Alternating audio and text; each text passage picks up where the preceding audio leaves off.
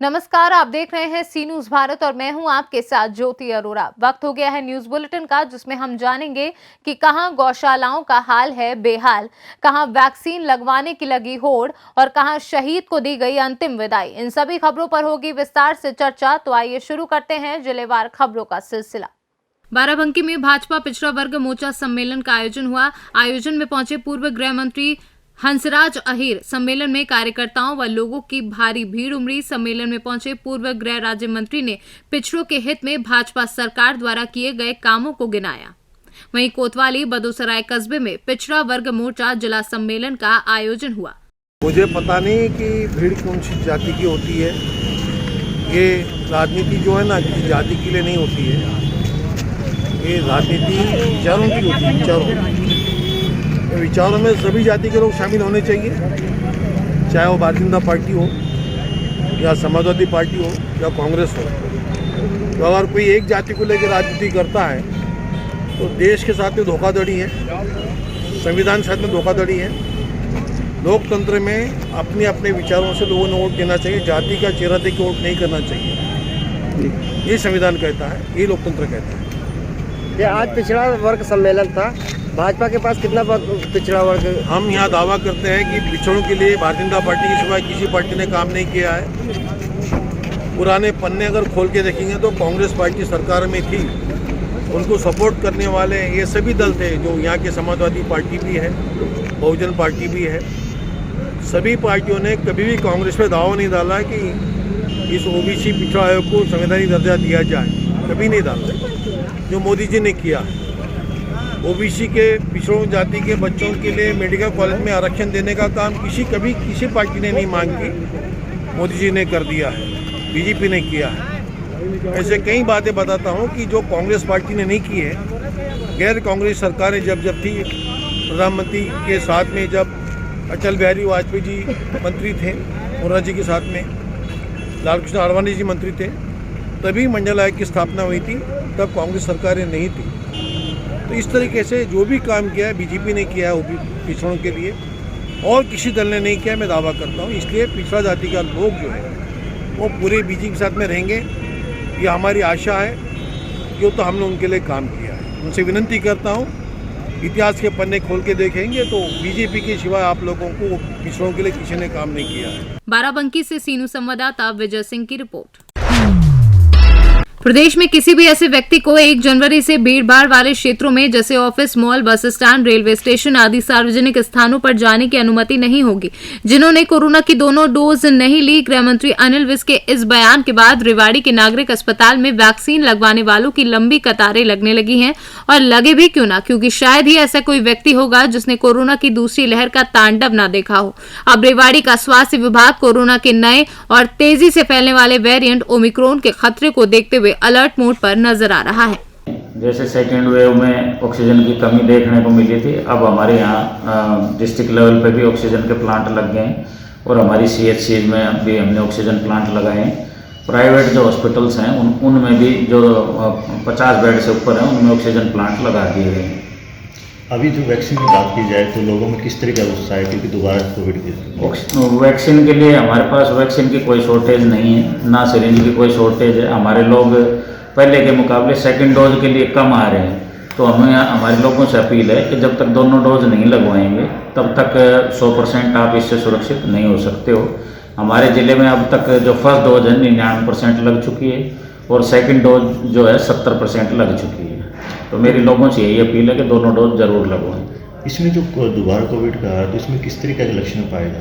लक्षण सेम वही फ्लू वाले लक्षण है कि जुकाम है, सिर दर्द है, खांसी है, सांस लेने में दिक्कत है, सारे लक्षण वही हैं, उसमें कोई चेंज नहीं है। क्या कहना चाहेंगे लोग बचाव के लिए? लोगों से बचाव के लिए हम यही कहना चाहेंगे कि 3 ही मूल मंत्र हैं, SMS, S से सोशल डिस्टेंसिंग, M से मास्किंग और S से सैनिटाइजेशन। इसके साथ साथ चौथा है वैक्सीन। ये चारों चीज़ों को अगर हम फॉलो करेंगे तो हम पूर्णतया इससे बच सकते हैं। हरियाणा से सीनू संवाददाता चैन सिंह की रिपोर्ट। मामला ग्राम पंचायत गुड़ा विकासखंड चरखारी जनपद महोबा का है, जहां पर कुछ मीडिया कर्मी ठंड बढ़ जाने से महोबा जनपद में आए दिन हो रही गौवंशों की मौतों पर कवरेज करने ग्राम गुड़ा गए थे। 11 बजे के करीब गौशाला ग्राम गुड़ा पहुंचने पर देखा कि करीब 3 सैकड़ा गौवंश मौजूद थे। बाहर से गौशाला में ताला पड़ा था और पीछे कुत्ते गौवंश को नोच नोच कर खा रहे थे। ठंड से बचने के लिए कोई खास व्यवस्था नहीं थी। इस बाबत जब प्रधान से मोबाइल पर संपर्क किया गया तो उन्होंने अवगत कराया कि वर्तमान समय में चरखारी ब्लॉक पर ही मौजूद है। आपको जो कुछ भी जानकारी चाहिए ब्लॉक में आकर ले सकते हैं।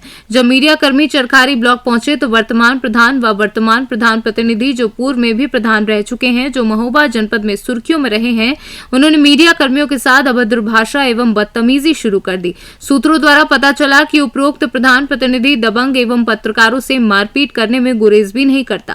फिलहाल में मीडिया कर्मियों ने कोतवाली चरखारी में लिखित तहरीर दी है तथा मौखिक तौर पर क्षेत्राधिकारी चरखारी को एवं जिला अधिकारी के मोबाइल पर सभी साक्ष्य भेजते हुए न्याय की गुहार लगाई है और कठोर कानूनी कार्यवाही करने की मांग की है, जिससे भविष्य में किसी पत्रकार के साथ ऐसी पुनरावृत्ति न हो। क्या नाम है आपका? जी, मेरा नाम सुरेंद्र कुमार निराला है। क्या समस्या? समस्या ये है कि मैं तहसील संवाददाता हूँ सी न्यूज़ से जी। और कुछ ठंड बढ़ जाने की वजह से काफ़ी ग्रामीणों की शिकायतें आ रही हैं जनपद से कि गौशालाओं में आए दिन जानवर एक्सपायर हो रहे हैं। जी। इस बात को लेकर के हम जिले में समीक्षा कर रहे थे कि ऐसी कितनी गौशालाएँ हैं जी जी कि जहाँ प्रधान लापरवाह हैं।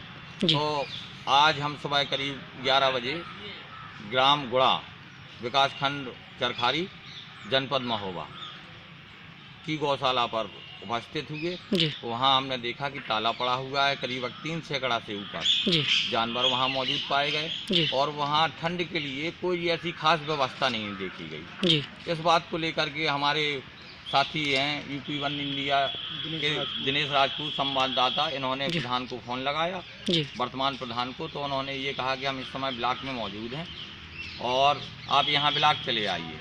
तो वहाँ ब्लॉक पर पहुँचने के बाद मैं देखा कि प्रधान वहीं मौजूद थे और जो प्रधान प्रतिनिधि प्रेम नारायण राजपूत जी थे, उन्होंने उनको अवगत कराने पर ही उन्होंने अभद्र भाषा का एकदम प्रयोग शुरू कर दिया, जिसके हमारे पास में सभी साक्ष्य वीडियो हैं तथा जो कवरेज की है उसके भी वीडियो ऑडियो हैं।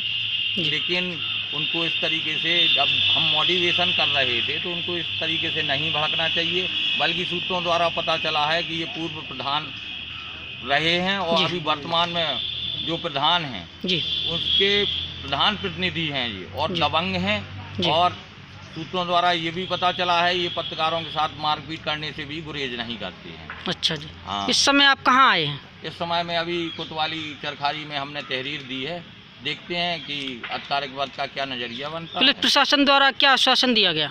प्रशासन द्वारा अभी मौजूदगी में तो साहब नहीं मिले हैं, कोतवाली इंचार्ज नहीं है जी, बल्कि सीओ साहब को भी अवगत कराया गया है। इस बाबत हम एसडीएम से भी अभी चरखारी बात करते हैं। सीओ साहब जी द्वारा क्या आश्वासन दिया गया? सीओ साहब द्वारा फोन द्वारा वार्ता जो वर्तमान में प्रधान प्रतिनिधि है उससे वार्तालाप की गई है। अब जो भी समझाया हो उन्होंने, तो अब लिखित तहरीर देने जा रहे हैं। अब आगे उनका नज़रिया बनता है क्या हम लोगों को न्याय मिलता है। मैं तो ये चाहूँगा कि भाई जो जूनियर पत्रकार वगैरह हैं या और पत्रकार हैं, ऐसी उनके साथ में पुनरावृत्ति ना हो, इसलिए कानूनी कार्यवाही जरूरी है। महोबा से सीनू संवाददाता जयपाल वर्मा की रिपोर्ट। किसी भी तालाब या डैम से सुखान मछली निकालना पूरी तरह प्रतिबंधित है। इसके बावजूद भी रायसेन जिले के सबसे बड़े बारना डैम से इसकी कालाबाजारी नहीं रुक रही है।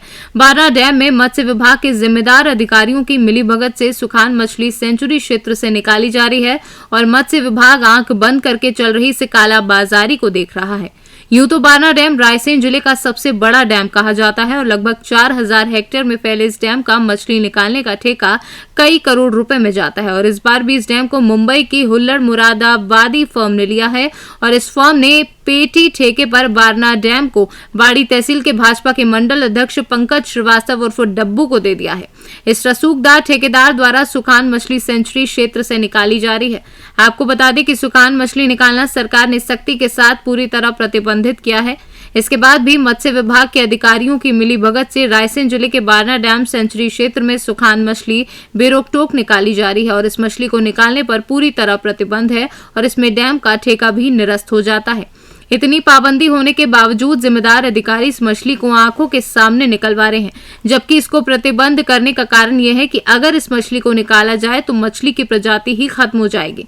इस कारण इसको पूरे भारत में प्रतिबंधित किया गया है। सर, सुखान मछली पे प्रतिबंध है क्या? हाँ, पूर्णतः प्रतिबंध है। बारना डैम में सुखान मछली बड़ी मात्रा में निकाली जा रही है।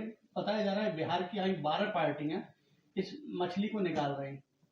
ये आपने शिकायत किया था कुछ दिन पहले, और शिकायत की जांच के लिए हमने वहाँ पर पदस्थ अपने स्टाफ को निर्देशित किया था।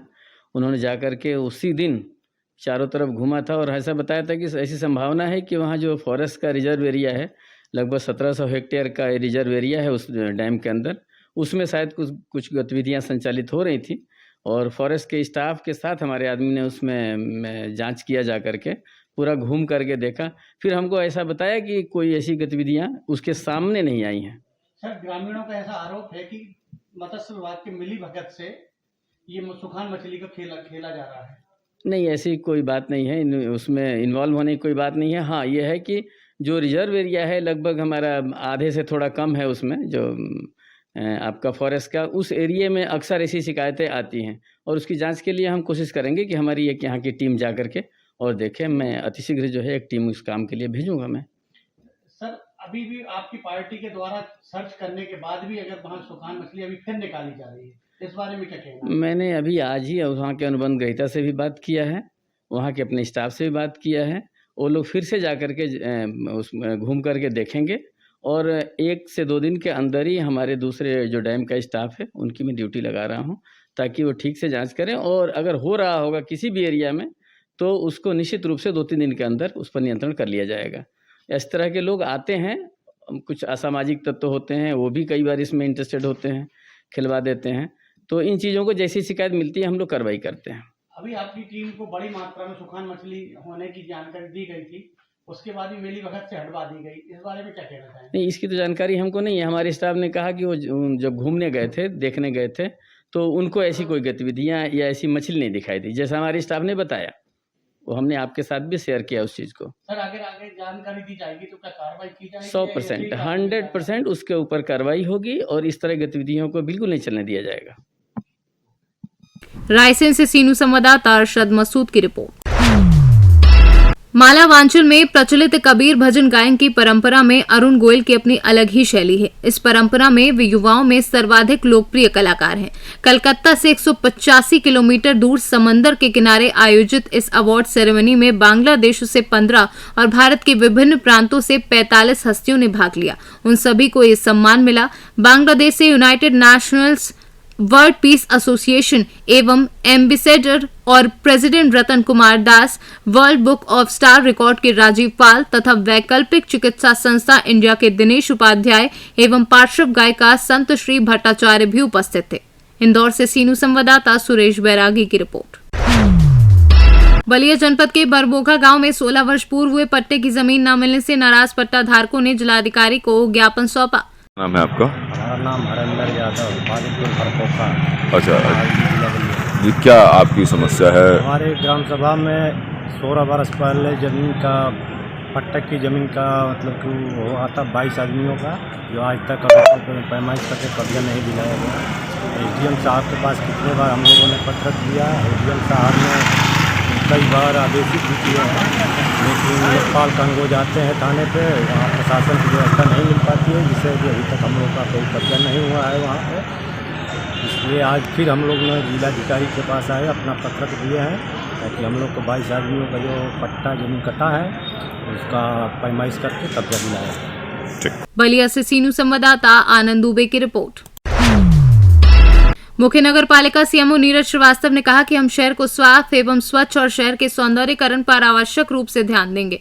रोजाना रात्रि में हम नगर को साफ स्वच्छ कराते रहेंगे। साथ ही ब्रांड एम्बेसडर डॉक्टर बीपी चौरिया ने कहा कि नागरिकों के घरों से निकलने वाला कचरा जैसे सूखा, गीला, हानिकारक कचरा टिप्पर वाहन में ही डालें और स्वच्छता ऐप मोबाइल एप्लीकेशन के माध्यम से अपनी कंप्लेन करना एवं शिकायत निराकरण रिजॉल्व कंप्लेंट पर अपनी प्रतिक्रिया देकर फीडबैक दें। साथ ही सिंगल यूज पॉलिथीन के उपयोग न करने एवं अपने आसपास नागरिकों को पॉलिथीन का उपयोग न करने हेतु प्रेरित करें। बैतूल से सीनू संवाददाता सुमित महातकर की रिपोर्ट।